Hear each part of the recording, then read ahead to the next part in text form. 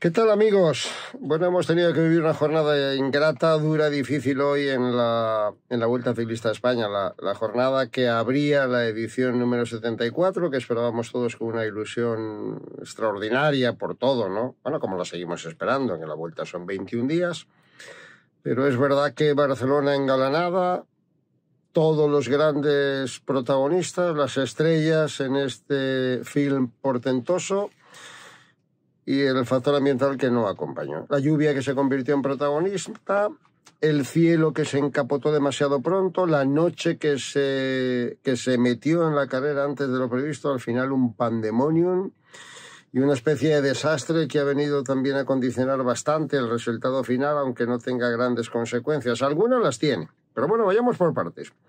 Lo primero, ha ganado el equipo neerlandés del DSM. Lorenzo Milesi es el líder de la carrera, jovencísimo corredor italiano que recién proclamado campeón del mundo contrarreloj en categoría sub-23. Y Movistar estuvo a punto de dar la sorpresa, porque hizo el mismo tiempo, unas centésimas más que DSM, y por un momento dio la sensación de que se podían vestir de líderes y al menos conseguir la victoria. Hubiera sido un apartado casi anecdótico, pero muy importante para la moral de un equipo que no se ha visto casi nunca, y menos en estas citas a este nivel. Buen empuje de moral para Enric Mas.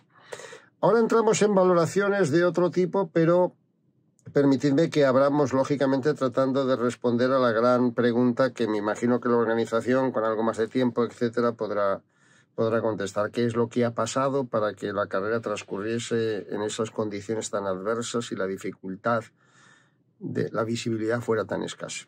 Bueno, como decía Remco Evenepoel, verdaderamente indignado al final de la carrera, diciendo que no se había visto una shit y que habían hecho el ridículo y que era poco menos que intolerable, evidentemente caliente, con la adrenalina disparada después del enorme esfuerzo y del riesgo que han tenido que asumir los corredores. Se podía entender y sobre todo también disculpar la crítica de Evenepoel. Máxime si tenemos en cuenta que estaba súper fundada, ¿no?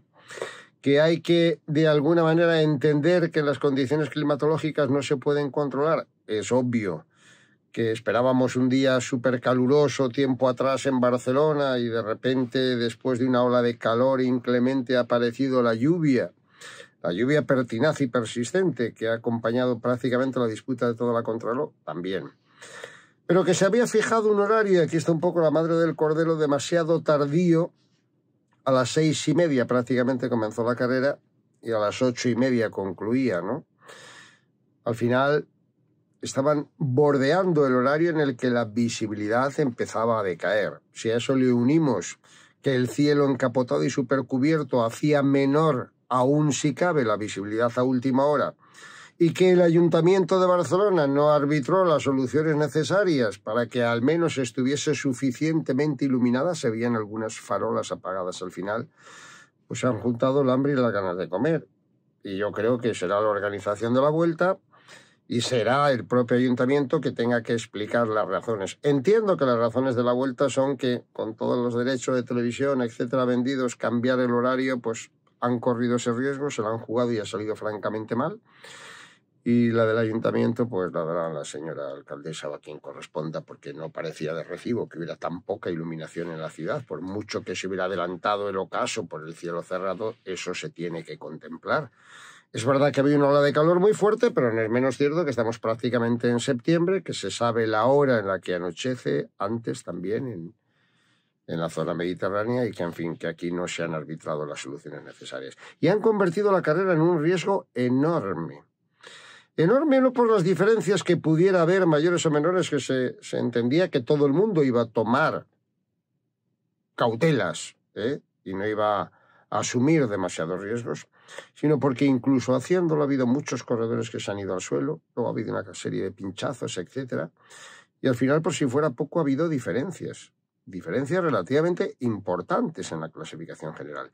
Se quejaba al final amargamente Juan Ayuso de que no habían hecho las cosas bien, que es verdad que tampoco se había corrido en condiciones, que no había visibilidad, muchos problemas, pero que encima el pinchazo de Almeida no se había solucionado cambiándolo de bicicleta inmediatamente, que había ralentizado la marcha, que al final había que cambiar obligatoriamente la bicicleta.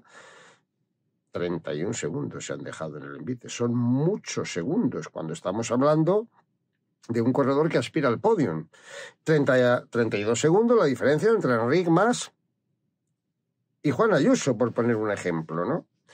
Y aquí podemos estar contentos de cómo les van a unos y a otros, a los españoles, pero entre ellos la rivalidad es la misma, ¿no? Y es evidente que hoy en la jornada de hoy ha habido un ciclista o ha habido unos ciclistas que han sacado una renta importante sobre los demás. Pero con todo y con eso, yo me atrevería a decir que lo más importante ha sido que todos han salvado la jornada. De hecho, había caras de satisfacción enorme en las filas del Jumbo. Jumbo perdió 26 segundos con relación, estoy hablando de Evenepoel, ¿eh? Estoy hablando de Remco Evenepoel. Y sin embargo estaban contentos en la línea de meta. Estaban muy contentos fundamentalmente porque habían conseguido todos acabar el recorrido. Y era una empresa complicada y difícil, casi funambulista. Acabar en la cantidad de caídas que ha habido, incluso de equipos que no estaban arriesgando. Bueno, a lo mejor me estoy extendiendo demasiado en los prolegómenos cuando lo verdaderamente importante en la etapa contrarreloj es consignar las diferencias que ha habido en la etapa, así que aprovecho rápidamente para ofrecerosla, ¿no? Para recordárosla en la mayoría de los casos. Ganó Dissem del nuevo líder, Milesi, Movistar en mismo tiempo, Education First a 6 segundos, Sudal Quickstep, el equipo de Evenepoel a 6 segundos, Groupama a 6 segundos, Bahrain Victorious a 10, Astana a 17, Ineos a 20, es decir, ha perdido 14 segundos con relación a Evenepoel. Luego Cofidis, Bora, Jumbo 11º, ha perdido 26 segundos con Evenepoel, la pareja Vingegaard y Roglic. 14ª plaza para UAE, han perdido 31 segundos con relación a Remco, 37 con relación a Enric Mas. Y a partir de ahí, bueno, pues equipos que no cuentan demasiado de cara a la clasificación general, pero tal vez Lidl Trek, ¿no? 20º a casi un minuto con un corredor como Juan P. López que, bueno, aspira legítimamente a tratar de meterse, como ya hizo en un Giro de Italia, entre los 10 primeros de la general. Bueno, ¿son diferencias importantes? Pues claro que son diferencias importantes, muy importantes. Las que teóricamente no debía de haber habido una contrarreloj de 15 kilómetros en circunstancias normales. A lo mejor entre 10 y 15 segundos había estado la diferencia entre los 3 o 4 equipos más poderosos y sin embargo pues ya vemos que han sido notablemente superiores. Incluso notablemente superiores y a favor de equipos que sobre el papel no eran tan poderosos, como es el caso de Movistar, ¿no? Que esos son los riesgos de una etapa contra el crono pasada por agua en la que hay una diferencia de 2 horas del primero al último, pues sí, se aceptan. Pero lo de la visibilidad no. Claro, lo han enarbolado como bandera. Incluso Evenepoel, que ha sido por el magnífico rendimiento de su equipo el que mejor parado ha salido.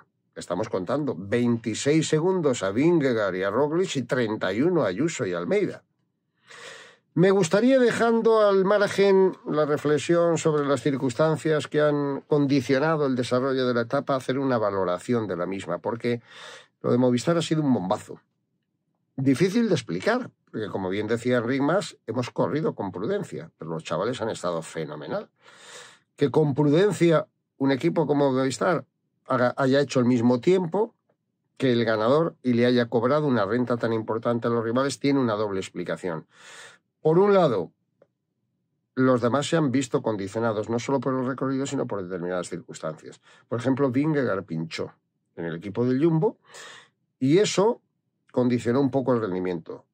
Almeida pinchó y tuvo que cambiar de bicicleta, condicionó más el rendimiento de UAE y por ahí, en una formación bien alineada para hacer una gran crono, se puede explicar también ese retraso de 37 segundos con relación al primero, ¿no? Con relación vamos a poner a Enric Mas, vamos a poner incluso a Romain Bardet, que no deja de ser el líder del equipo del DSM, es un corredor que, bueno, no se le espera arriba del todo, pero ha sido podio en un Tour de Francia, ¿no? ¿Con esto qué es lo que estoy diciendo? Pues que también ha influido el factor suerte, el factor de los pinchazos.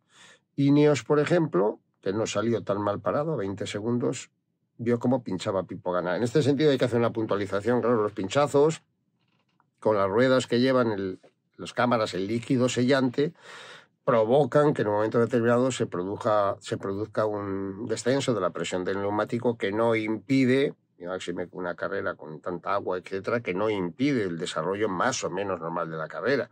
Claro, Si se pierde tanta presión que te ves obligado al cambio de bicicleta o que merma el rendimiento del equipo, pues las consecuencias son mayores. Quiero entender que en el caso de Jumbo se ha visto perjudicado porque Jumbo tiene un equipazo, pero también condicionado por los riesgos.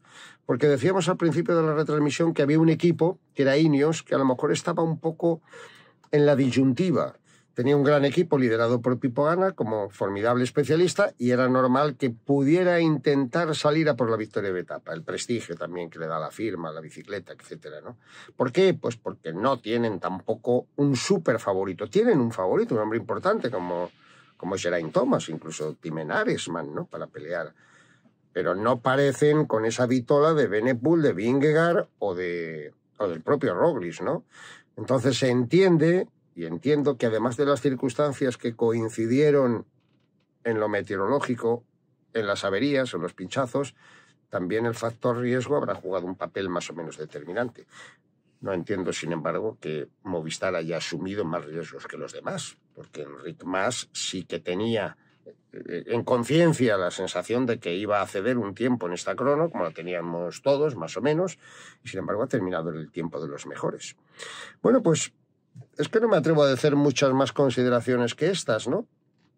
Reflexionar, que lo digo muy a menudo, sobre el hecho de que al final, en estas etapas contra el crono que parecen inocuas, porque claro, cuando ves una etapa contra el crono individual de 25 kilómetros, sabes que puede haber diferencias incluso de minutos, ¿no? Entre los grandes especialistas y otros que no lo son.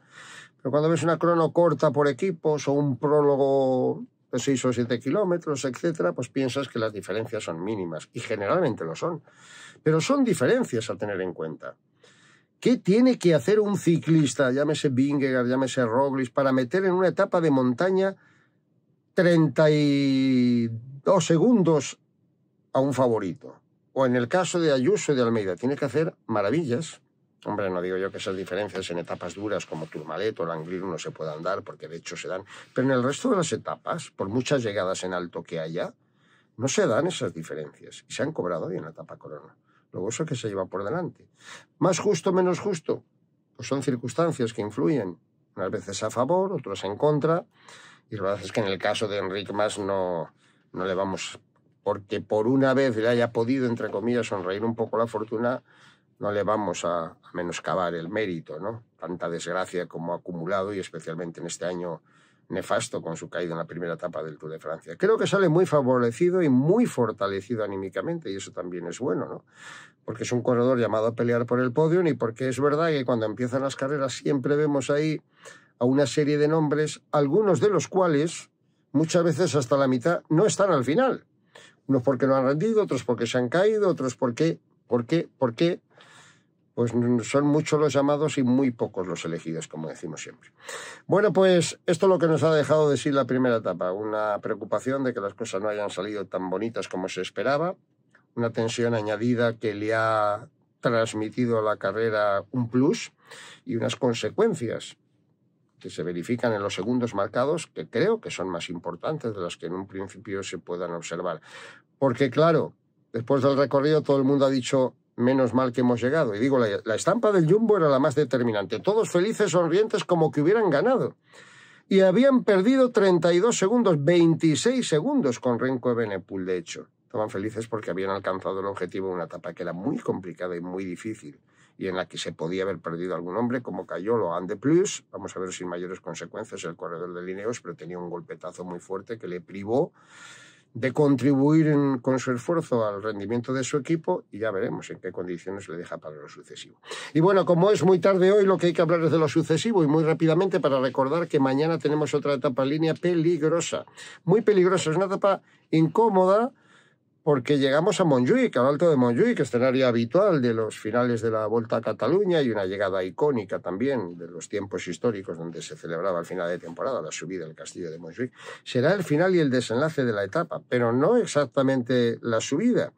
En la subida habrá bonificaciones de 3, 2 y 1 segundo para los 3 primeros clasificados, se baja y se vuelve a subir inmediatamente para alcanzar la línea de meta. No quiero contar, teniendo en cuenta que las previsiones meteorológicas hablan de que va a seguir lloviendo mañana, el riesgo enorme que representa el descenso del alto del castillo de Montjuïc para los corredores. Y en el recuerdo, y entonces si no me falla la memoria, no estaba mojado, una caída violentísima que sufrió Egan Bernal, que se dejó allí todos los piños en la primera comparecencia, la Vuelta a Cataluña, cuando estaba peleando precisamente con Alejandro Valverde por la victoria final y absoluta. Bueno, Bernal ha entrado con los mejores dentro de Ineos, ojalá que por ahí comparezca en buenas condiciones. Buitrago también ha tenido un comportamiento excelente.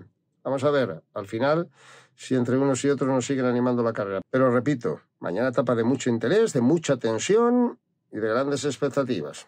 Que siga la marcha y que sigan las emociones, pero no los sustos a ser posible. Hasta mañana, amigos.